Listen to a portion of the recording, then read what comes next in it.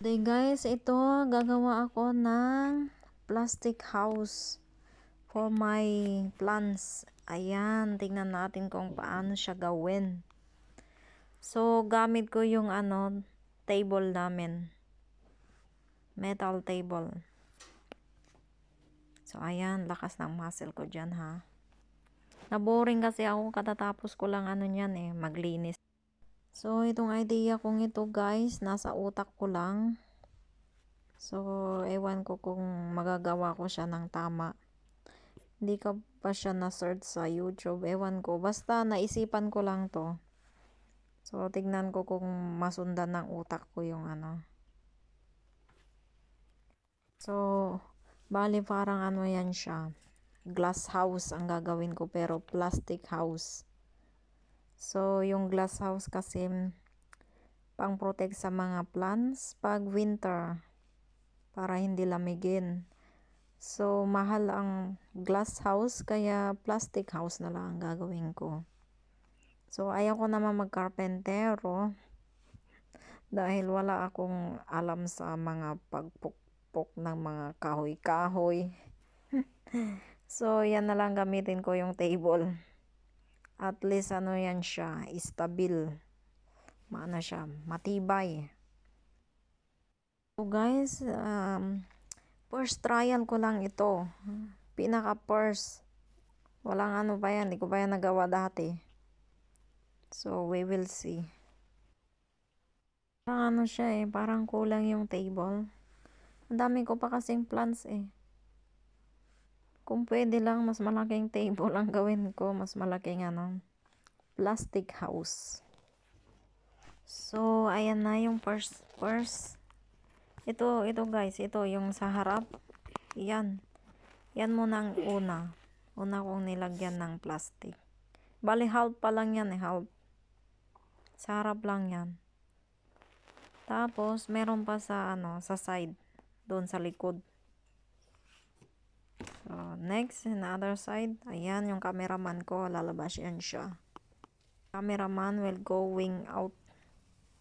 So I'm going to show you. Okay, siglang may napapakit pero. Machst du es wieder kaputt?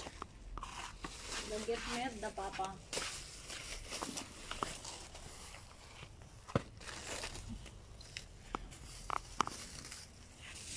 Guys, ayan yan siya sa sa other side. Ayan, yung pinakalikod niya. Es ist so warm. Naayos ka yan siya guys.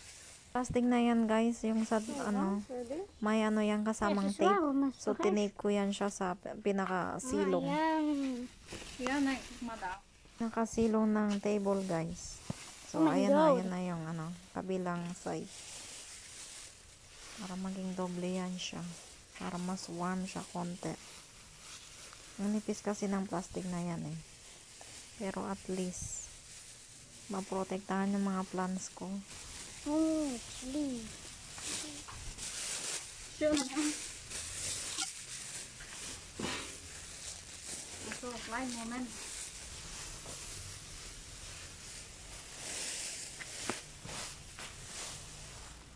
Erstmal so. Hier ist noch. Oh, Schön, ne? ja. Ah.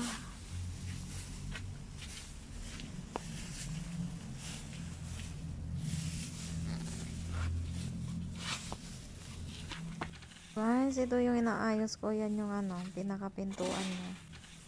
Sa harapan. Oh mein Gott. Und dann der andere Seite.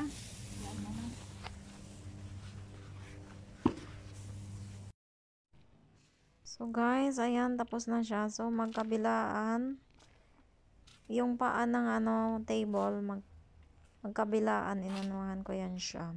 Tinali ng ano ba to, yung wolo sa Deutsch, wola. Basta yung pang tali. So ito yung pintuan. So, ayan guys, tutulog ko na kayo dyan sa loob ng aking house. Plants house. May banana, paprika, laurel, ano ba to?